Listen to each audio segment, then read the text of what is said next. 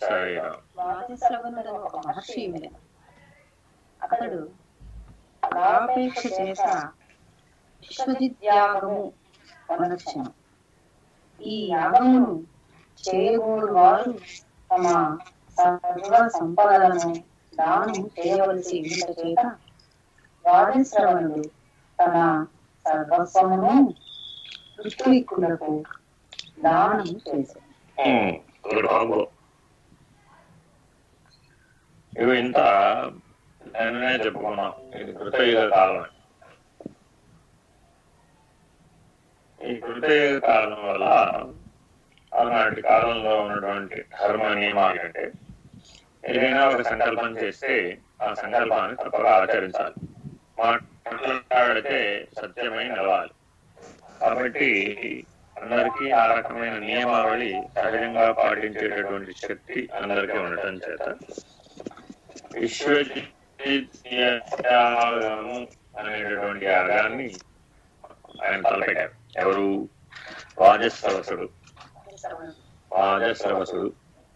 వాజస్రవసుడు అనే ఆయన నచికేతుని యొక్క తండ్రి. అంటే కథా ప్రారంభం కాబట్టి ప్రస్తుతానికి ఇలా ఉంది. లోపలికి వెళ్లే కొద్దీ తత్వ విచారణతో మనం ప్రవేశిస్తాం. వారు ఒక యాగాన్ని తలపెట్టారు.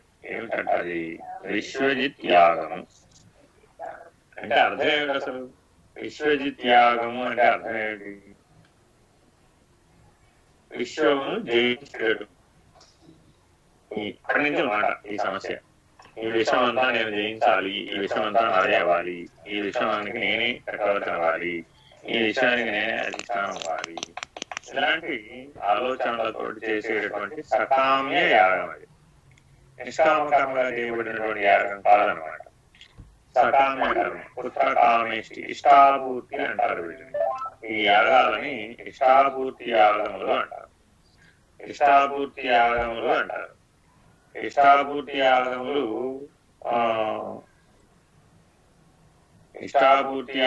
అనేవి కామ్యక కర్మలు అన్నమాట. అంటే కామ్యక కర్మలని ఆచరించేటప్పుడు ద్రవ్య శుద్ధి, కామ్యక కర్మలకు సంబంధించిన యాగాలు నిర్వహించేటప్పుడు ప్రతి ఒక్కరూ గుర్తుపెట్టుకోవాలి. ద్రవ్య శుద్ధి చాలా ముఖ్యమైనటువంటి. ఆ ద్రవ్య శుద్ధి లేకపోయినట్లయితే యాగం సిద్ధించదు. ఇవాళ కూడా చాలా యాగాలు కలికాలంలో కూడా జరుగుతున్నాయి. వాటిలో చాలా వరకు కామ్యక కర్మలతో కూడినటువంటి యాగములే ఉంటాయి. విశ్వశాంతి కొరకు చేయబడే యాగములు కూడా ఉన్నాయి. కాబట్టి అలా ఏవైతే నియమించబడ్డాయో వాటిని ఆచరించేటప్పుడు ద్రవ్య శుద్ధి చాలా ముఖ్యమైనది. అలా ద్రవ్య శుద్ధి కనుక ఎక్కడైనా లోపం వచ్చినట్లయితే యాగ ఫలం నిష్ఫలమైపోతుంది, అందించకుండా పోతుంది. ఎందుకని అంటే ఇక్కడ ఒక విధానం ఉంది. ఏమిటి? జగత్ అంతా కూడా దైవాధీనం. ఈ సృష్టి అంతా కూడా ఇంద్రియాధిష్టాన దేవతలు ఎవరైతే ఉన్నారో పంచీకరణలో మీ అందరికీ బోధించారు. 25 మంది ఇంద్రియాధిష్టాన దేవతలు ఉన్నారు. ఎవరైనా చెప్పగలరా అధిష్టాన దేవతలు ఎవరెవరు?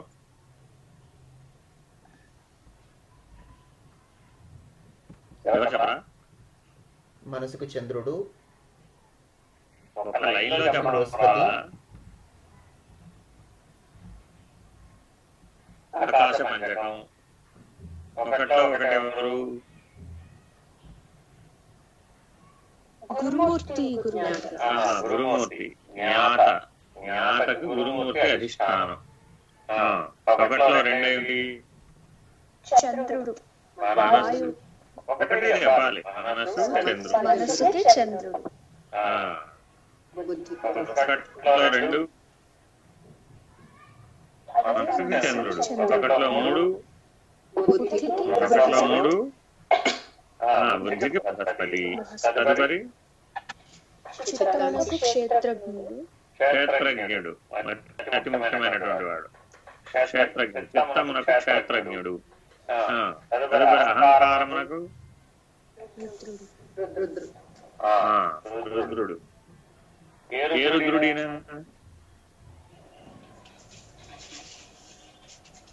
బ్రహ్మ, విష్ణు, రుద్ర, మహేశ్వర, సదాశివుడు. పంచబ్రహ్మలో రుద్రుడు. అహంకారమునకు అభిమాని రుద్రుడు. అర్థమైందండి? కాబట్టి మొట్టమొదటిదైన ఆకాశ పంచకంలో ఉన్నటువంటి అంతరింద్రియ పంచకం దీన్ని ఏమంటారు? అంతరింద్రియ పంచకం. అంతరింద్రియ పంచకం అంతా ఎవరి చేతిలో ఉంది? గురుమూర్తి, చంద్రుడు, బృహస్పతి, క్షత్రజ్ఞుడు, రుద్రుడు. ఈ అధిష్టాన దేవతల యొక్క స్వాధీనంలో ఉన్నాయి. ఇప్పుడు ఈ 5 జీవులు ఎవరైనా ఉన్నారా? అమీబా నుంచి బ్రహ్మ వరకు లెక్కేసుకోండి. దీన్ని ఏమంటారు? అట్లా లెక్కేసుకోవడాన్ని పిపీలికాది బ్రహ్మ పర్యంతము అంటారు. పిపీలికాది బ్రహ్మ పర్యంతం. ఏకకణ జీవించి బ్రహ్మం వరకు ఉన్నటువంటి సమస్త సృష్టి కూడా ఈ మొట్టమొదటి వ్యవస్థ అయినటువంటి ఆకాశ పంచకం యొక్క అధిష్టాన దేవతలలోనే అది ఇమిడి ఉంటుంది. వాళ్ళ యొక్క అధిష్టానాన్ని ఆశ్రయించి ఉంటుంది అన్నమాట.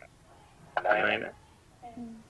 ఈ రకంగా ప్రతి ఒక్కరూ కూడా ఈ అధిష్టాన దేవతలకు లోబడి ఉన్నటువంటి ఆయా అధిష్టాన దేవతలందరూ ఎవరి అధీనంలో ఉంటారు? మంత్రాధిష్టానంద ఏమిటి? అధిష్టానంతం. ఆ దేవతలందరూ ఎవరి అధీనంలో ఉన్నారంటే మంత్రాధిష్టానంద.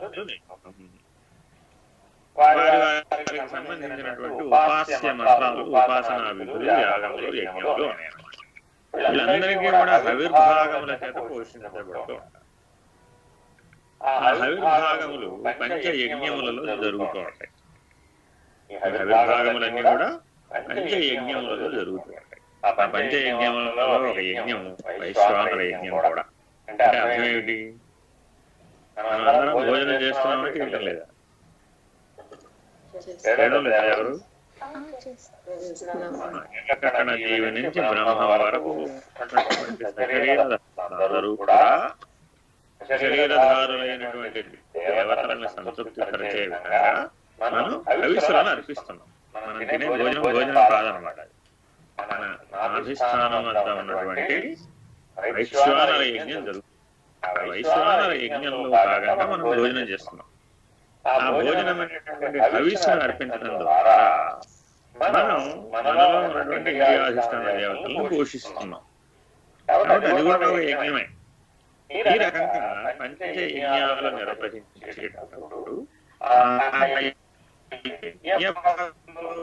అధిదేవత ఆయన అవ్యవాహుడు. ఆయన పేరేంటండి? అవ్యవాహుడు. హవిస్సులను తీసుకువెళ్ళి ఎవరికి వాళ్ళకి అందించేవాడు. మంత్ర భాగములు 3 భాగములుగా ఉంటాయి. ఏమిటవి? స్వాహాకారములతో అర్పించేటటువంటి విధానం ఒకటి. దానిని మారణ మంత్రములు అంటారు. అట్లాగే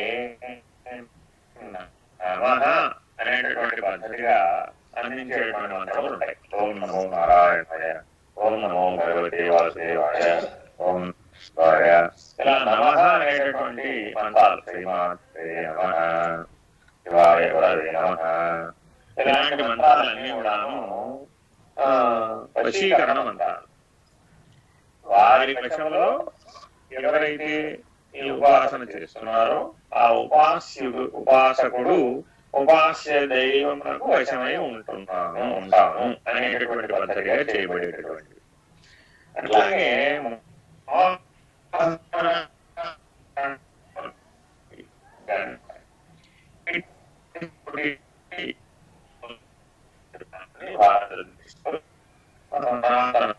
ఋషిప్రోక్తమైనటువంటి విధానంలో ఏర్పడు.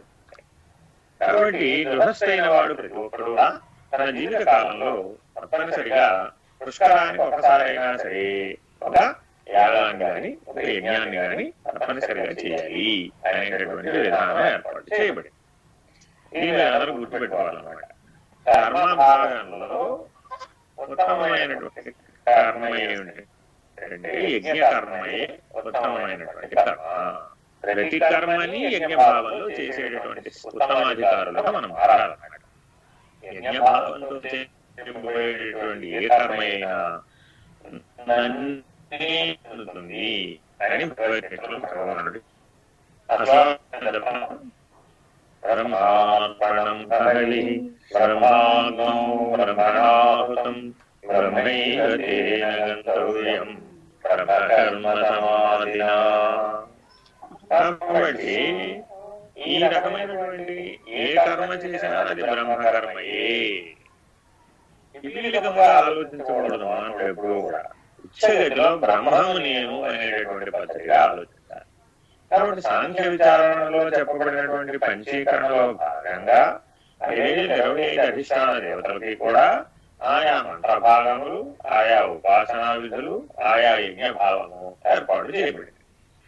అట్టి యజ్ఞ భావములలో భాగంగానే విశ్వజిత్ యాగము అనేటటువంటి యాగమును సకామ్య కర్మగా వాజస్రవసుడు సంకల్పించి నిర్వహించాడు. అందులో అతి ముఖ్యమైన భాగం ఏమిటంటే ఆయనకున్నదంతా త్యాగం చేయాలి. ఆ యాగం యొక్క నియమం ఏమిటంటే ఉన్నది మొత్తం సమస్తం బ్రాహ్మణులకు జ్ఞానం, సమర్థం సర్వస్వం సర్వస్వం త్యాగం చేయాలి. ఎంత విశేషమో చూడండి.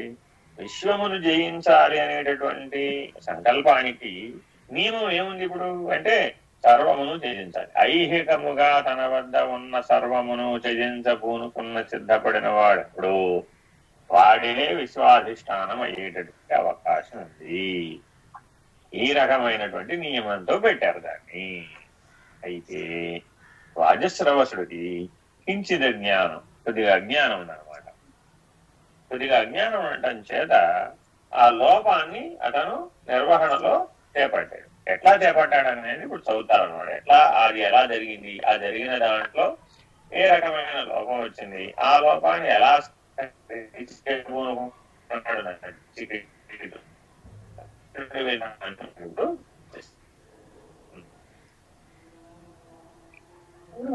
రాజస్వరసుడను ఒక మహర్షి.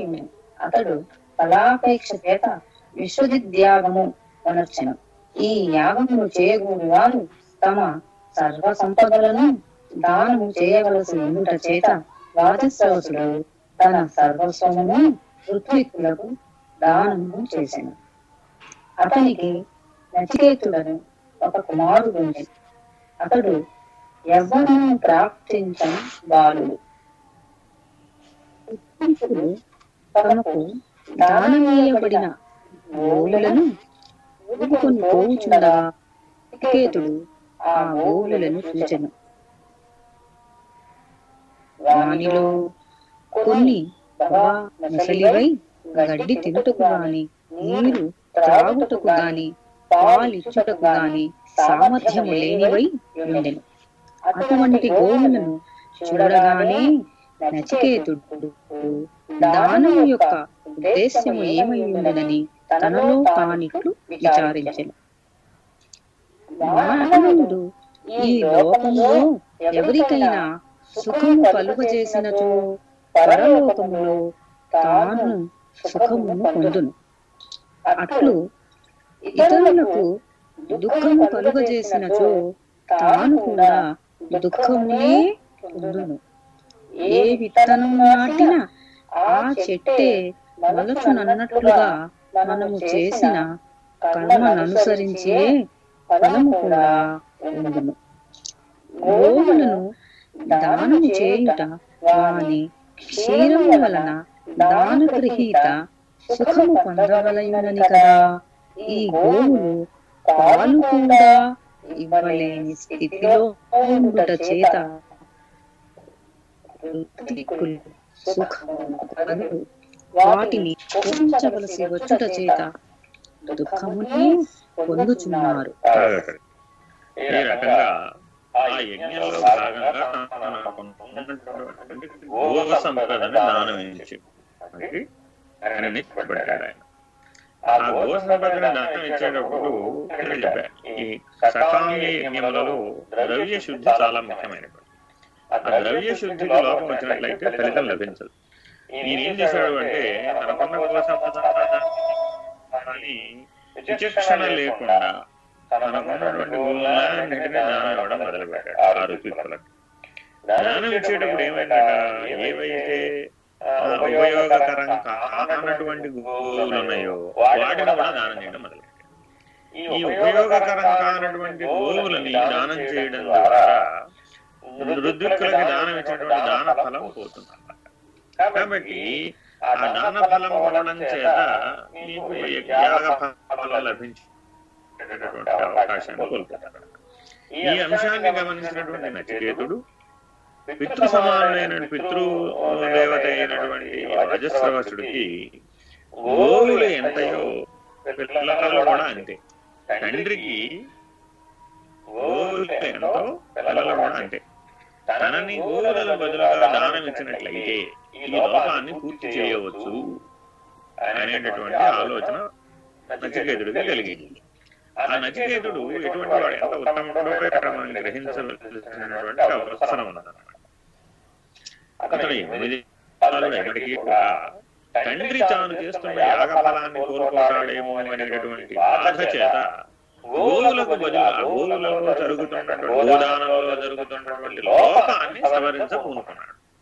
దానికి బాలురు బాల్య చేష్టలతో ఉంటారే తప్ప పెద్దల వలె ఆలోచించగలిగేటటువంటి సమర్థత లేనివాడు. కానీ ఈ నచికేతుడు ఆ 8 ఏళ్ల వయసుకే అతడు జ్ఞాన సమృద్ధి చేత తన తండ్రి తాను నిర్వహించేటటువంటి యాగకరమైన యాగాన్ని ఏ పరిస్థితుల్లో ఫలాన్ని కోల్పోకూడదనేటటువంటి లక్ష్యం చేత అతను ఈ యాగ ఫలాన్ని ఎట్లా అందించాలా అని మదన పడిపోతున్నాడు.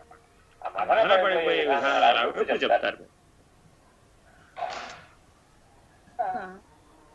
నా తండ్రి ఇట్టి గోవులను దానం ఇచ్చినందువలన దుఃఖమునే పొందును.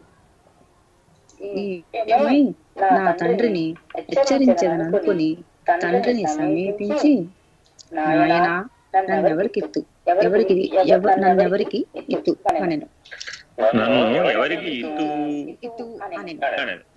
తండ్రి వినిపించుకున్నందువలన మూడవసారి కూడా ప్రశ్నించాడు.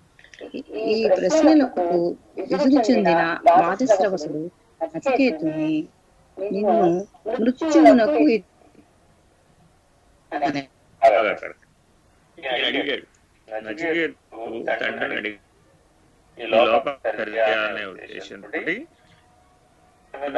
నన్ను కూడా ఎవరికైనా దానం ఇవ్వండి అని అడిగాడు.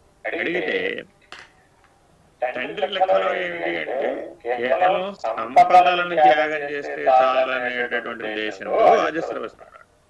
ఈ పిల్లవాడు బాల్య చాపల్యం అడుగుతున్నాడు అనేటువంటి ఉద్దేశంతో అతను 3 సార్లు అడిగినా కూడా పట్టించుకోలేదు. ఆకాంక్షని అతను గుర్తించలేదు.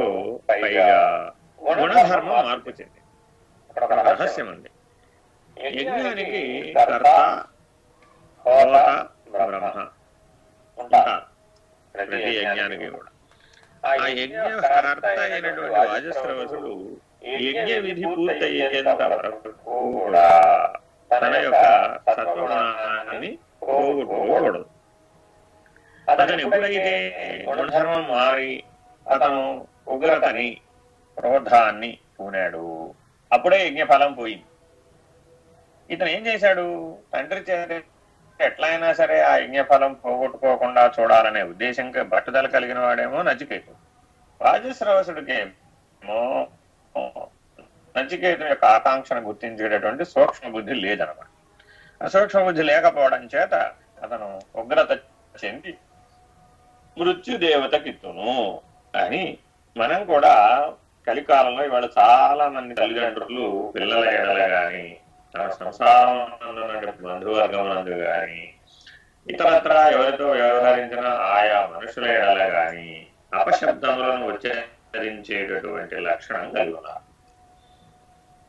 చెప్పాగే మనం అందరం కూడా వైశ్వాన యజ్ఞం, మనందరం యజ్ఞకర్తలమే. కాబట్టి యజ్ఞకర్త ఎప్పుడూ కూడా క్రోధాన్ని పోనకూడదు, అపశబ్దాలను ఉచ్చరించకూడదు. తల్లిదండ్రులు ప్రధానంగా తమ పిల్లల ఎడల ఏ అపశబ్దాలను ఉచ్చరించకూడదు. మిమ్మల్ని మాతృదేవతాగణాలు పరివేష్టించి ఉంటాయి. ఈ మాతృదేవతాగణాలు ఏవైతే ఉంటాయో 64,000 మాతృకాగణాలు ఉన్నాయి ఈ సృష్టిలో. ఈ ఈ 64,000 మాతృకాగణాలు మిమ్మల్ని పరివేష్టించుకొని ఏదో ఒక క్షణంలో మీరు అన్నటువంటి ఇచ్చినటువంటి అపశబ్దానికి మీ పుణ్యఫలము, మీ యజ్ఞఫలము, మీ ఆరాధనా ఫలము, మీ ఉపాసనా ఫలము తత్కాలవత్ జోడించబడి తథాస్తు అంటే తథాస్తు అనగానే జరిగిపోయి. కాబట్టి అపశబ్ద ఉచ్చారణ కలిగిన వాళ్ళకి జీవితంలో కొన్ని లోటుపాట్లు జరగక తప్పదు. క్రోధాన్ని పూనినటువంటి వాడు మొట్టమొదట ఆ క్రోధం చేత తానే బాధించబడతాడు. అట్లాగే ఇక్కడ కూడా వాజశ్రవసుడు ఈ నియమభంగం ఉనర్చి క్రోధావేశమునకు లోనై నిన్ను మృత్యుదేవతకి ఇత్తును అన్నాడు. అప్పుడు నచికేతుడు ఏమైంది, ఇంకొక సమస్య వచ్చి పడింది. ఏమిటి, అది కృతయుగ కాలం కదా, కాబట్టి ఒకసారి చెబితే అది ఆచరించి తీరవలసినదే, దాన్ని తప్పించడానికి వీలు కాదు. కాబట్టి నన్ను మృత్యుదేవతకి ఇస్తానన్నాడు మా నాయన, కాబట్టి నేను మృత్యుదేవత దగ్గరికి వెళ్లాల్సిందే అనుకున్నాడు. మరి వెళితే కానీ యజ్ఞఫలం పూర్తి కాదు, ఆ యుగ ధర్మం పోషించబడదు. కాబట్టి ఆ నడక ఎట్లా సాగుతుందంటే మీకు తెలియజెప్పడం కోసం రెండవ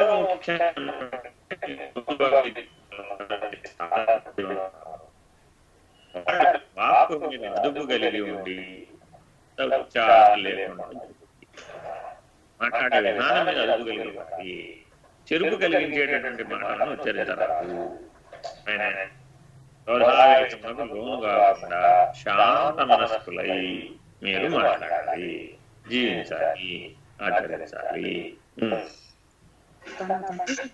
శిష్యులలో నీకు ఉత్తమ ఇంకను అనేకులలో మధ్యమ స్థితికి చెందినవాడని కానీ పదశ్రేణికి చెందిన వాడను అటు నన్ను ఆ తండ్రి పలికినాడు. నేను యమునకు ఏమి చేయవలను, యమును నన్ను ఉపయోగించుకొనునని విచారించను. నచికేతుని యొక్క ఔచిత్యాన్ని మనం ఇక్కడ తెలుసుకోవచ్చు. ఆయన యొక్క ఔచిత్యం ఏంటంటే విచారణ చేశాడు.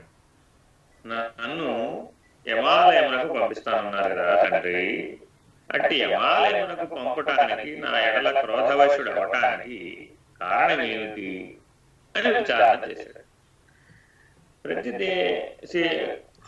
ప్రతి తండ్రికి కూడా తనకున్నటువంటి కొడుకులందరూ కూడా శిష్యులతో సమానమైన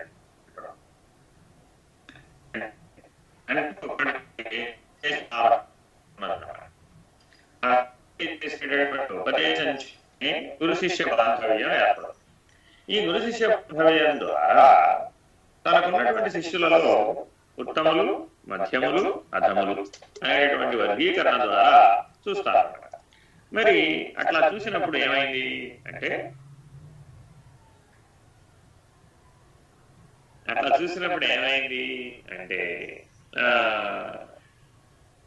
నచికేతుడు ఉత్తమ శిష్యుడు నిజాన్ని, కానీ అతను విచారణలో ఎలా చూసుకున్నాడు అంటే తనకంటే తక్కువ వారైనటువంటి మధ్యములు, అధములు అయినటువంటి శిష్యులతో పోల్చి చూసుకుని నేను వారికంటే ఉత్తమంగానే ఉన్నాను కాబట్టి మరి నన్ను దానం ఇవ్వవచ్చును, కానీ ఇలా ఈ రకంగా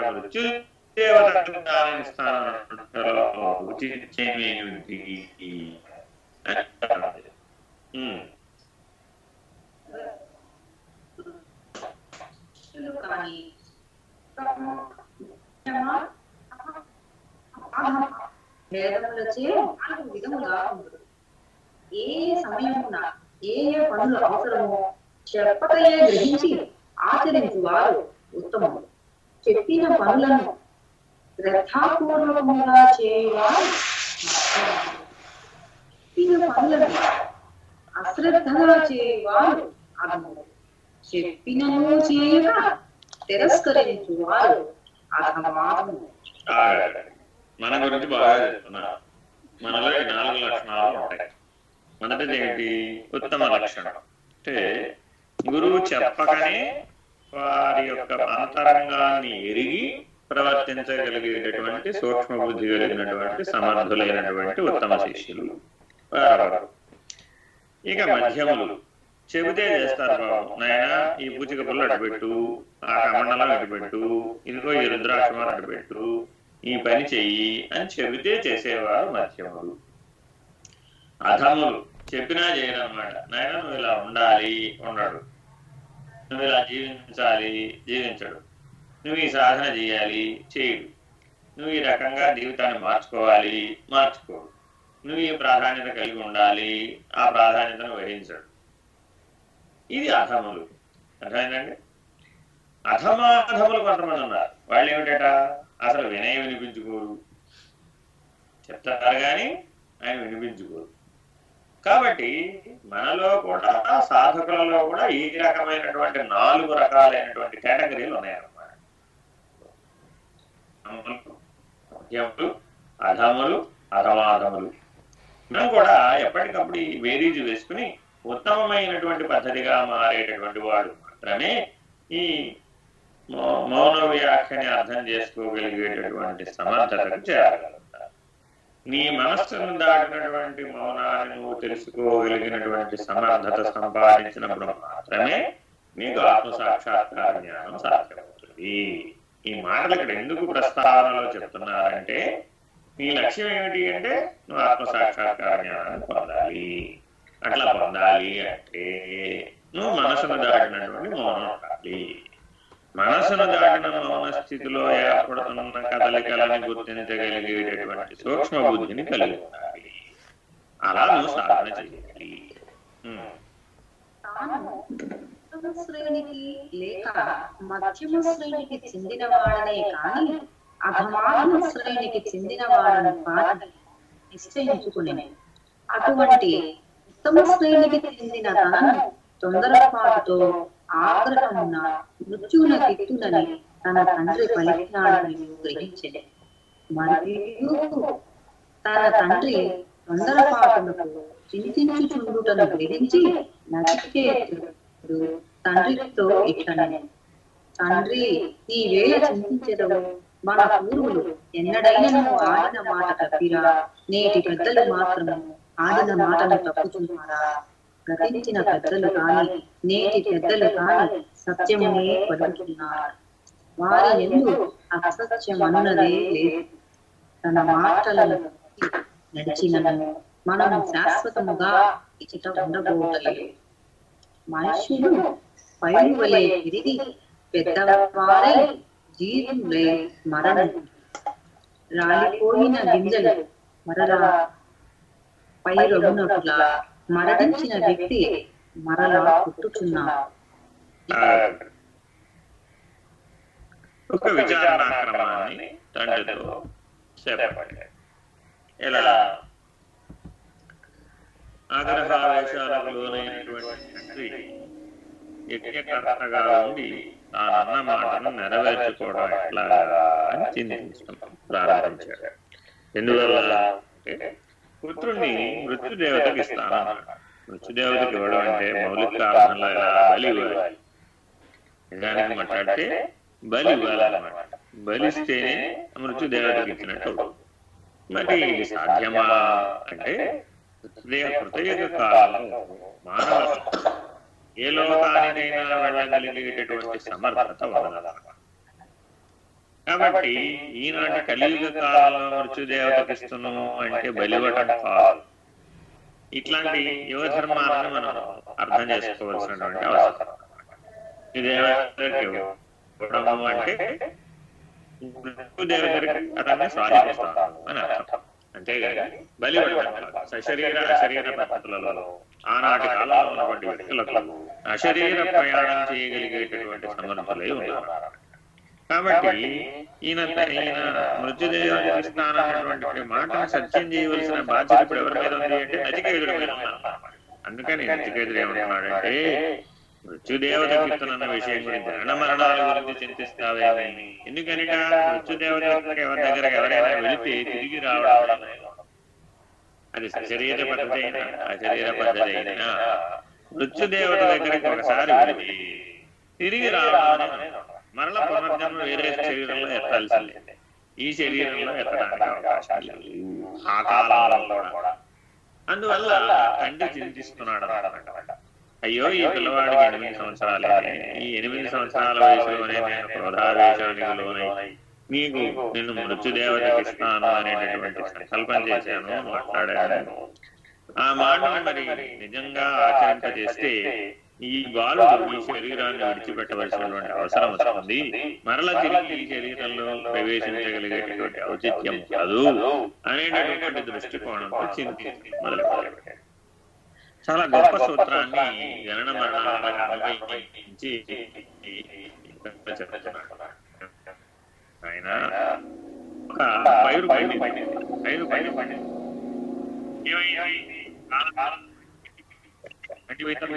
అక్కడ పొందినటువంటి ఏవైతే విత్తనాలు ఉన్నాయో, ఏవైతే పంట పండిందో అవి అక్కడే కృషించి రాలిపోయి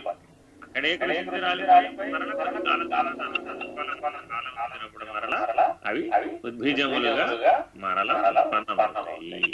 జీవులు కూడా ఇంతే కదా. వీలి కాది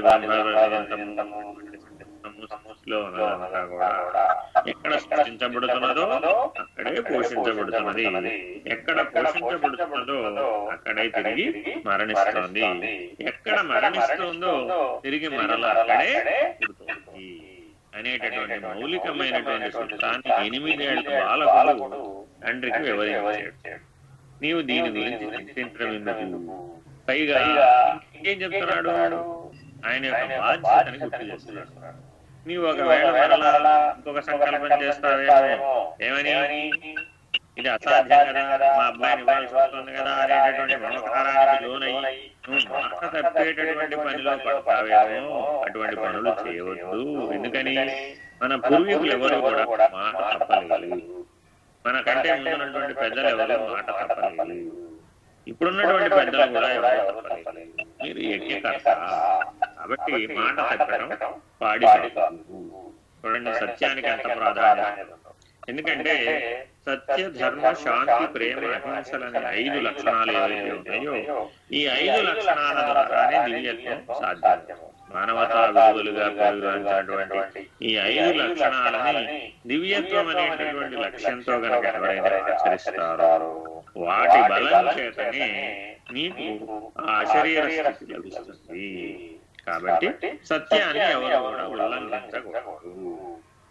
మాట్లాడే ముందు ఆలోచించుకోవాలి, ఆలోచనకు ముందు విచారణ చేయాలి, విచారణకు ముందు సంకల్ప శుద్ధి కలిగి ఉండాలి, సంకల్ప శుద్ధికి ముందు నిశ్చయ జ్ఞానం ఉండాలి. చూడండి ఎలా చెప్తున్నాడు. క్రమం ఏంటి? మనం ఉల్టా వ్యతిరేకంగా చేస్తాం అన్నమాట. నిజానికి సరైన విధానం ఏంటి అంటే మాట్లాడడానికి ముందు ఆలోచించాలి, ఆలోచనకి ముందు విచారణ చేయాలి, విచారణకి ముందు నిశ్చయాత్మక జ్ఞానాన్ని, ఆ సంకల్ప శుద్ధి కలిగి ఉండాలి, ఆ సంకల్ప శుద్ధికి ముందు వస్తు నిశ్చయ జ్ఞానం ఉండాలి. ఇది క్రమం. అంటే వస్తు నిశ్చయ జ్ఞానం ఉండాలి, సంకల్ప శుద్ధి ఉండాలి, ఆ తర్వాత విచారణ నిర్ణయం చేసేటటువంటి విచారణ స్పష్టంగా ఉండాలి, ఆ నిర్ణయం నుంచి ఆలోచన స్పష్టంగా రావాలి, ఆ ఆలోచన స్పష్టంగా మాటగా రావాలి. ఈ రకమైనటువంటి వాక్ సంయమనం, ఈ సాధన ఏమంటారంటే వాక్ సంయమనం. ఇటువంటి వాక్ సంయమనం కలిగినటువంటి వాళ్ళకి మాత్రమే దివ్యత్వం అనేటువంటి ఫలితాలు వస్తాయి. కాబట్టి ప్రతి ఒక్కరు ఈ రకమైన సాధనని ఆచరించాలి. గురుగారిని ఒక్క నిమిషం అండి. భారతి గారు, కరుణ గారు మీరిద్దరూ మ్యూట్ లో పెట్టాలండి, అసలు రికార్డింగ్ ఇబ్బందిగా ఉంది.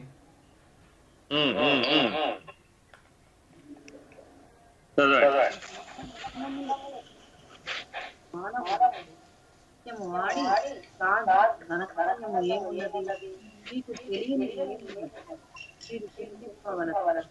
ఈ మాటను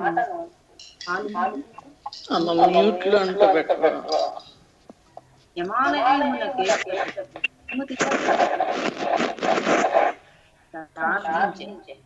తన కుమారుడు చెప్పినది విని రాజశ్రవసుడు పూర్వుల వృత్తాంతమును స్మరించి తన కుమారుడు యముని వద్దకు వెళ్ళుటకు అంగీకరించి అంతటా నచికేతుడు తండ్రి ఆజ్ఞ ప్రకారం బయలుదేరి యముని గృహమునకు వెళ్ళాడు. ఇట్లా చింతించిన తర్వాత తండ్రి కొడుకులు ఇద్దరూ కలిసి ఒక నిర్ణయానికి వచ్చారు. ఏమైనా సరే ఉచ్చరించబడినటువంటి వాక్కుని సత్యంగా స్వీకరించి దాన్ని ఆచరించవలసినదే అనేటటువంటి నిర్ణయానికి వచ్చిన తర్వాత తండ్రి అనుమతి తీసుకుని పిల్లవాళ్ళు వెళ్ళారు. ఇక్కడ చాలా ముఖ్యమైనటువంటి నియమాన్ని బోధిస్తున్నారు. గురువు గారి అనుమతి తీసుకుని శిష్యుడు వెళ్ళాలి, తండ్రి యొక్క అనుమతి తీసుకుని పిల్లవాడు వెళ్ళాలి. ఈ అనుమతి అనేది చాలా ముఖ్యమైనది. ఇవాళ రోజున అనుమతితో పని లేకుండా మనం అందరం జీవిస్తున్నాం. భార్య గారు భర్త గారు ఒకరి అనుమతితో ఒకరికి పని లేదు, అత్తగారు కోడలు గారు ఒకరి అనుమతితో మరొకరికి పని లేదు. ఏ మానవ సంబంధాలలో అయితే ఈ అనుమతి అన్నటువంటి లోబడి జీవించడం అనేటటువంటి స్థానం ఉంటుందో అక్కడ అతి గొప్పదైనటువంటి నియమం శరణాగతి. అర్థమైందండి? శరణాగతి చాలా ముఖ్యమైనటువంటి. నీలో ఉన్నటువంటి దివ్యత్వానికి నేను దాసును, నీలో ఉన్నటువంటి చైతన్యానికి నేను దాసును, నీలో ఉన్నటువంటి వివేకానికి నేను దాసును, నీలో ఉన్నటువంటి విజ్ఞానానికి నేను దాసోహం. దాసోహం అంటే అర్థం ఇది. అర్థమైందండి? ఈ రకంగా ఎదుటి వ్యక్తిలో ఉన్నటువంటి వివేక విజ్ఞానాలకు దివ్యత్వానికి నువ్వు ఎప్పుడైతే శరణాగతి అప్పుడు ఆ అనుమతి అనేటటువంటి విధానం అట్లా ఎవరిలో అయితే వీటిని గుర్తించగలిగేటటువంటి లక్షణం వస్తుంది వారిలో భక్తి ప్రపత్తులు పెరుగుతాయి. అనుమతి రెండవ పద్ధతిలో ఉంది. తమోగుణ ధర్మంలో, తామసిక ధర్మంలో కూడా అనుమతి. అదేమిటంటే భయంతో కూడుకున్నటువంటి అనుమతి. దానివల్ల పెద్ద ప్రయోజనం ఏం లేదు. ఎందుకనిట అంటే భయపడటము భయపెట్టటము రెండు జంతువు లక్షణాలే. భయపడటమేమో సాధు జంతువు లక్షణం అయితే భయపెట్టడం క్రూర జంతువు లక్షణం. కాబట్టి ఆ రాజసిక తామసిక విధానాలలో కూడా అనుమతులు ఉంటాయి.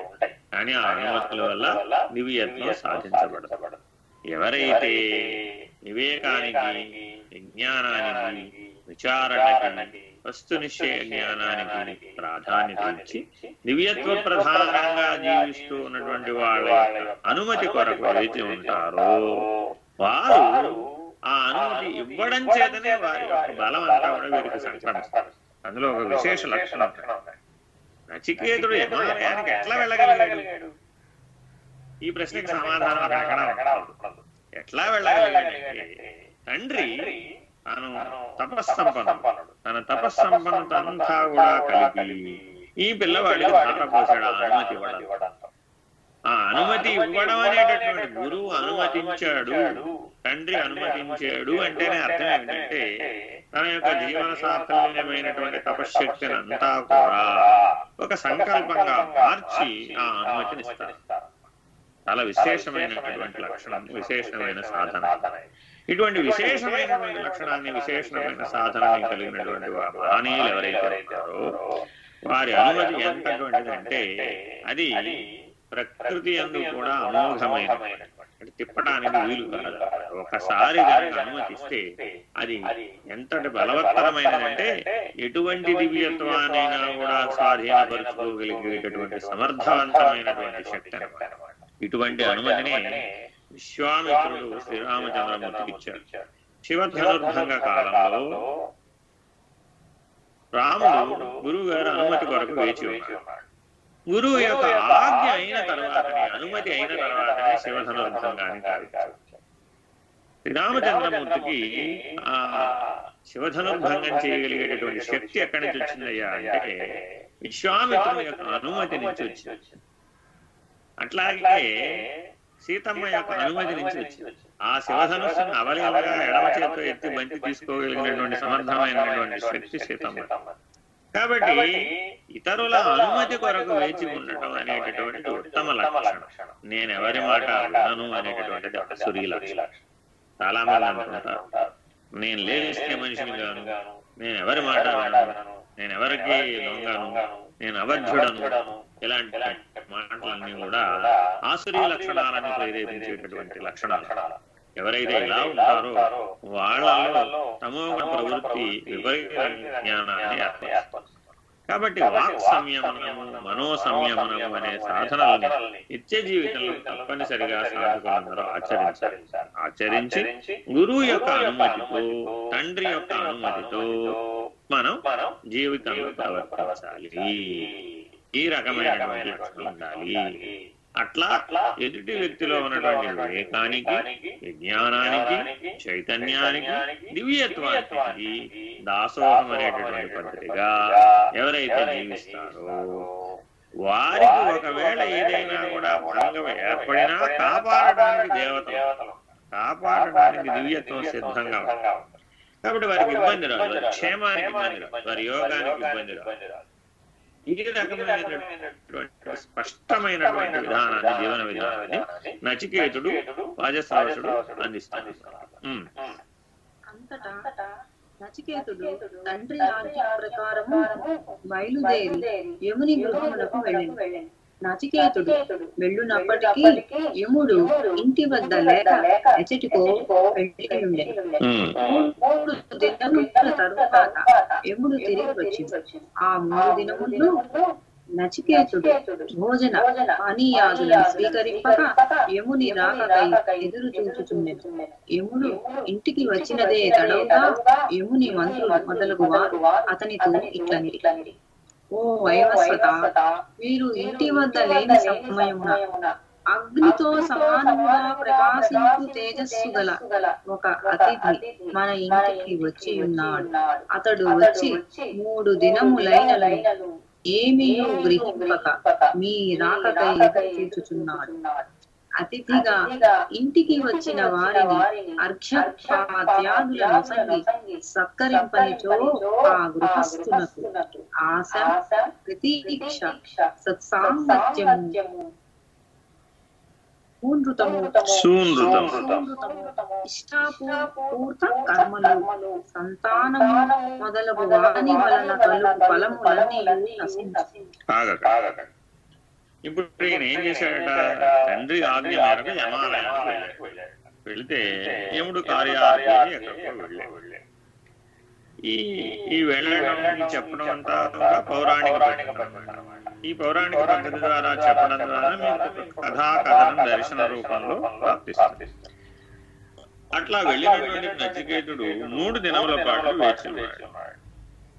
వేచి ఉంటే ఈయన ఆ వేచి ఉన్న కాలంలో యజమాని లేడు కాబట్టి యజమాని లేని ఇంట్లో తాను ఎప్పుడూ కూడా ఒక నియమం ఏమిటంటే యజమాని అతిథి లేకుండా భుజించకూడదు, అతిథి యజమాని లేకుండా భుజించకూడదు.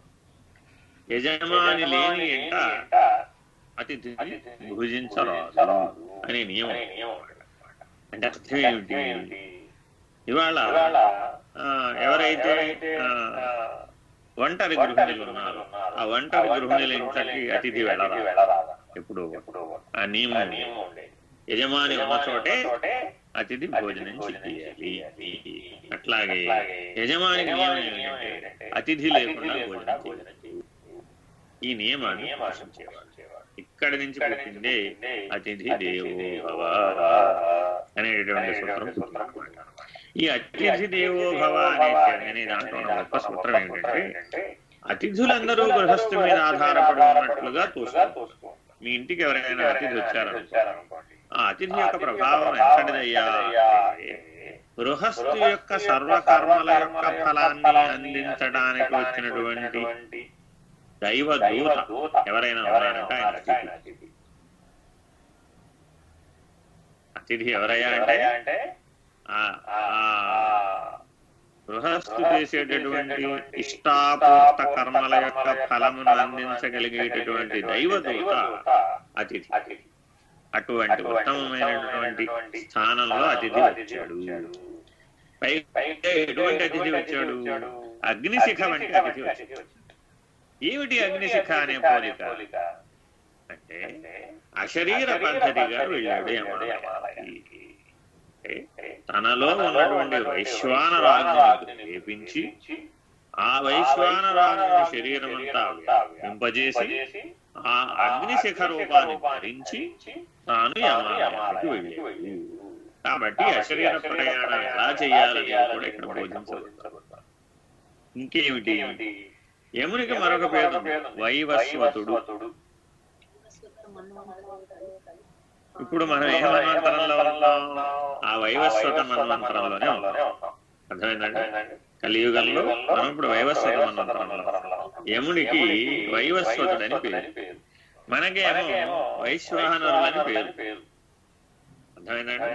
మనం వైశ్వానరులము, వారి పేరు వైవస్వతుడు. కాబట్టి ఈయన తన యొక్క వైశ్వానరాజును ప్రజ్వలింపజేసి, ఆ ప్రజ్వలించినటువంటి వైశ్వానరాజును శరీరం అంతా వ్యాపింపజేసి తాను ఆ అగ్ని రూపాన్ని ధరించి ఆ అగ్ని రూపంతో మృత్యుదేవత యొక్క నివాసానికి వెళ్ళాడు. ఆ వెళ్ళినటువంటి వాడు ఎవరైతే ఉంటారో అతను 3 దినములు వేచి ఉన్నాడు. అర్ఘ్యపాద్యాదులను పుచ్చుకోకుండా, ఏ రకమైన సంతృప్తి పడకుండా వేదనతోటి ఉన్నాడు అని అర్థం. అక్కడ అర్థం మనలాగా భోజనం చేశాడు కాదు, షడ్రసోపేతమైన భోజనం చేశాడని కాదు. ఆయన కల్లా ఎంత ప్రమాణం వచ్చిందయ్యా అంటే, ఆ యమాలయం అంతా కూడా అగ్ని వ్యాపించడం. ఆయన యొక్క రాక వల్ల ఆ యమాలయం అంతా కూడా అగ్ని ప్రజ్వలించడం మొదలుపెట్టింది. అంతగా వ్యాపక ధర్మం కలిగినటువంటి అగ్ని ప్రభావవంతమైనటువంటి అగ్నిశిఖగా వెళ్ళాడు. వెళ్ళినటువంటి వాడిని మిగిలిన వాళ్ళు ఎవరైనా కానీ ఆహ్వానిస్తే అతను లోపలికి వెళ్ళకూడదు. యజమాని ఆహ్వానిస్తేనే వెళ్ళాలి అతిథి. ఇది చాలా ముఖ్యమైన నియమం. మనం అందరం ఎవరింటికైనా వెళ్లే ముందు యజమాని ఉన్నాడా లేదా అని చూసుకుని వెళ్ళకూడదు. అంటే అతిథి అభ్యాగతి అని ఇద్దరు. అభి ఆగతి, ఇప్పుడు వస్తాను నువ్వు ఉంటావా అని చెప్పి వచ్చేవాడు. తిథి వార వర్జ్యాదులు, తిథి వార వర్జ్యాదులు చూడకుండా వచ్చేవాడు అతిథి. వీళ్ళిద్దరు అన్నమాట. వీళ్ళిద్దరిలో అతిథి సాక్షాత్ నారాయణ స్వరూపం. అతిథి సాక్షాత్ నారాయణ స్వరూపం. కాబట్టి మీ ఇంటికి ఎవరైనా ఒక అతిథి ప్రతిరోజు వస్తున్నాడంటే నారాయణ స్వరూపం మీ ఇంటిని పాలన చేస్తుంది అని అర్థం. ఏమంటే మా ఇంటికి ఎవరు రారండి అన్నారు. ఎక్కడో దోషభూయిష్టమైనటువంటి జీవితం అది. మీ ఇంటికి 10 మంది వస్తూ పోతూ ఉన్నారంటే దాని అర్థం ఏమిటి? ఆ 10 మంది నీలో ఉన్నటువంటి దివ్యత్వానికి ప్రాధాన్యతనిస్తున్నారు, నీలో ఉన్నటువంటి విజ్ఞానానికి ప్రాధాన్యతనిస్తున్నారు, నీలో ఉన్న వివేకానికి ప్రాధాన్యతనిస్తున్నారు. సహజంగా నీలో అప్పుడు దివ్యత్వం భాషిస్తూ ఉంటుంది. సహజంగా నువ్వు దైవీ నిష్టను కలిగి ఉంటావు, సహజంగా ఉత్తమమైన జీవితాన్ని కలిగి ఉంటావు, సహజంగా నీవు వివేకవంతమైన జీవితాన్ని కలిగి ఉంటావు, సహజంగా నువ్వు విజ్ఞానవంతమైన జీవితాన్ని కలిగి ఉంటావు. అప్పుడు సుజ్ఞానిగా మారడానికి ఈ జన్మలోనే నీకు అవకాశం లభిస్తుంది. అంతేగాని ఆవిడ షడ్రసోపేతమైనటువంటి విద్య పెట్టిందా లేదా అనేది ప్రాధాన్యత. కానీ గృహిణిగా ఆవిడ బాధ్యత ఏమిటి అంటే వచ్చినటువంటి అతిథులను సముచిత రీతిన సత్కరించడం. ఆవిడ అంటారు ఏమిటండి మళ్ళా అంటే గృహస్థు గృహిణి. అర్థమైనా? గృహస్థు అనేది ఇద్దరికి సమానమే. ఆ యజమాని ఆ వచ్చినటువంటి అతిథిని ఉచితమైనటువంటి రీతిలో ఆదరించాలి. కారణం ఏంటంటే స్వయం విష్ణు. అతిథి ఎవరంటే స్వయం విష్ణు, స్వయముగా విష్ణు స్వరూపుడే. అభ్యాగతి నరస్వరూపం. బాగా గుర్తుపెట్టుకోండి, ఈ సృష్టిలో నరనారాయణ స్వరూపాలు ఉన్నాయి. నేను ఫలానా అప్పుడు మీ ఇంటికి వస్తాను అన్నారు అనుకోండి. అప్పుడు యజమానికి ఒక నియమం ఉంది. నేను ఫలానా అప్పుడు వస్తాను అని ఎవరైతే చెప్పారో వారిగా అనువుగా యజమాని ప్రవర్తించాలి. అదే తిథివార వర్జ్యాలు వచ్చేటటువంటి అతిథి స్వయం విష్ణువు కదా. కాబట్టి ఆయనకే నియమం ఉందయ్యా అంటే యజమాని ఏమి ఇస్తే ఆయన స్వీకరించాలి, అంతేగాని ఫలానాది కావాలి అని అడగకూడదు. అతిథి ఎప్పుడూ కూడా ఫలానాది కావాలి అని అడగకూడదు. కారణం ఏంటి? ఆయన స్వయం విష్ణువు. విష్ణుమూర్తి నిన్ను ఏమైనా అడుగుతాడా? అన్ని ఆయన వద్దే ఉన్నాయి. నువ్వు ఏది ఇచ్చినా పరమ ప్రసాదమే, పరమ ప్రీతితో భుజించాడు. అందుకే శ్రీకృష్ణమూర్తి విదురుని ఇంటికి వెళ్ళాడు. వ్యక్తి పారవశ్యంలో అరటి తొక్క పెట్టాడు, అరటి పండు పారేసాడు. ఆయన తొక్కనే ప్రసాదంగా స్వీకరించాడు, భుజించాడు. అయ్యో అపచారం జరిగిపోయింది, నేను మళ్ళీ అరటి పండు పెట్టాను, అయిపోయింది, నీ టైం అయిపోయింది, నీకు ఇచ్చిన ఛాన్స్ అయిపోయింది, అతిథి సత్కారం పూర్తి అయిపోయింది కాబట్టి నేను దానితోనే సంతృప్తి చెందాను, నీ భక్తి పారవశ్యానికి నేను సంతృప్తి చెందుతానే కానీ నీవు ఇచ్చేటటువంటి ప్రసాదానికి కాదు అనేటటువంటి లక్షణం కలిగినటువంటి వాడు అతిథి. అభ్యాగతి ధర్మం ఏంటి అంటే వాడు నరస్వరూపం కాబట్టి నేను ఫలానా అప్పుడు మీ ఇంటికి వస్తానండి అని చెప్పి వచ్చేటటువంటి వాడికి వాడికి అనువైన రీతిలో యజమాని ప్రవర్తించవలసినటువంటి పద్ధతి ఉన్నది. అభ్యాగతిని అనుసరించే యజమాని చేయాలన్నమాట.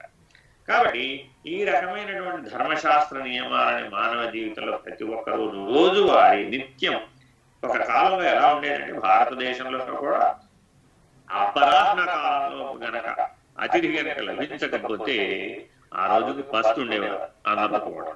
ఆ ఉపవాస నియమాన్ని పాటించేటటువంటి వారు అన్నమాట. అంత నిష్ఠ కలిగినటువంటి జీవితాన్ని కలిగి ఉండేవారు. మరి మానవ జీవితంలో ఇవాళ ఉపవాసం ఉండమని వైద్యులు చెబితే కూడా ఉండలేనటువంటి దశలోకి మనం వచ్చేసాం. ఇది కలియుగ ధర్మంలో ఎలా అర్థమైందండి. కాబట్టి మనం అందరం కూడా ఈ నచికేత విద్యను గ్రహించేటటువంటి సందర్భంలో అనేకమైనటువంటి ధర్మ సూత్రాలను కూడా మనం చర్చిస్తూ ఉంటాం. ఇవాళకి ఈ అతిథి సత్కారం అనేటటువంటి ధర్మ సూత్రంతో మనం ముగిద్దాం. ఈ తదుపరి కొనసాగింపు రేపు. హరి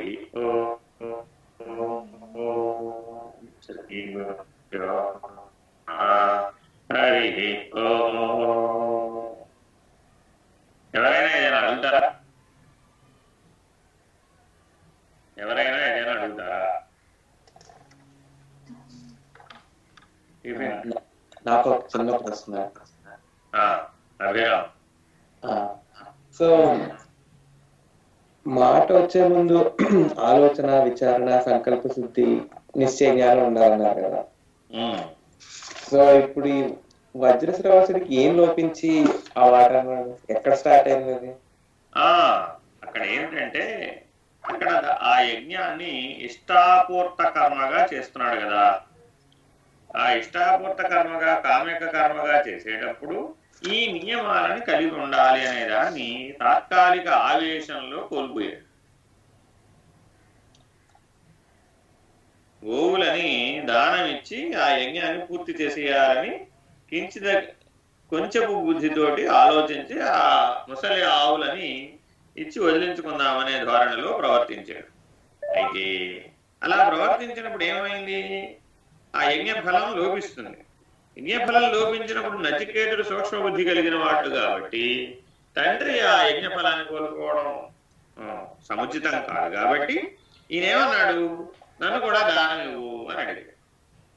కాబట్టి వాజశ్రవసుడు నిజానికి కొద్దిగా ఆలోచించి ఉంటే ఈ కథంతా మనకి జరిగేది కాదు, ఆ ఆత్మ విద్య లభించేది కాదు. అప్పుడు ఏమైంది, ఆయన తాత్కాలికంగా ఆవేశానికి లోనయ్యాడు. తపస్వి అయినప్పటికీ కూడా తాత్కాలికమైనటువంటి ఆవేశానికి లోనైనప్పుడు నేను యమాలయమునకు ఇత్తును అన్నాడు, మృత్యుదేవతకి ఇత్తును అన్నాడు. ప్రభావం చేత ఈ నచికేత విద్య లోకానికి వెల్లడైంది. కాబట్టి దీని వెనకాల దైవ సంకల్పం ఉందా లేదా? కాబట్టి తపస్సుల యొక్క ఆగ్రహం లోక కళ్యాణానికి కారణం. తపస్వి కానటువంటి వారి యొక్క ఆగ్రహం తనకే నష్టాన్ని కలిగిస్తుంది. ఈ రకమైనటువంటి అర్థాన్ని కూడా మనం ఇందులో స్వీకరించవచ్చు. సరేనా? హరి ఓం శ్రీ గురుభ్యో నమః. హరి ఓం. పూర్ణమద పూర్ణమిదం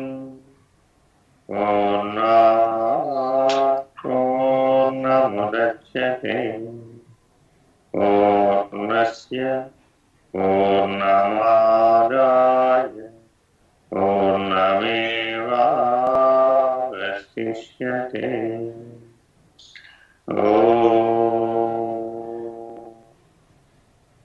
పూర్ణమద పూర్ణమిదం పూర్ణముదచ్యతే पूर्णमुदच्यते पूर्णस्य पूर्णमादाय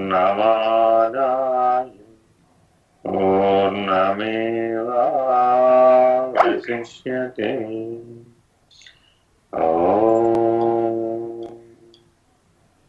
पूर्णमद पूर्णमिदं पूर्णात् पूर्णमुदच्यते पूर्णस्य पूर्णमादाय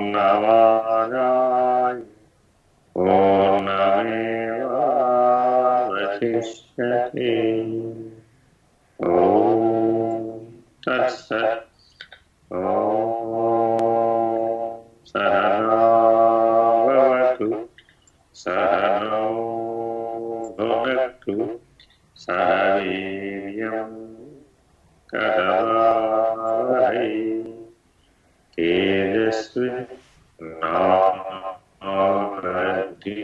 तेजस्विनावधीतमस्तु मा विद्विषावहै ॐ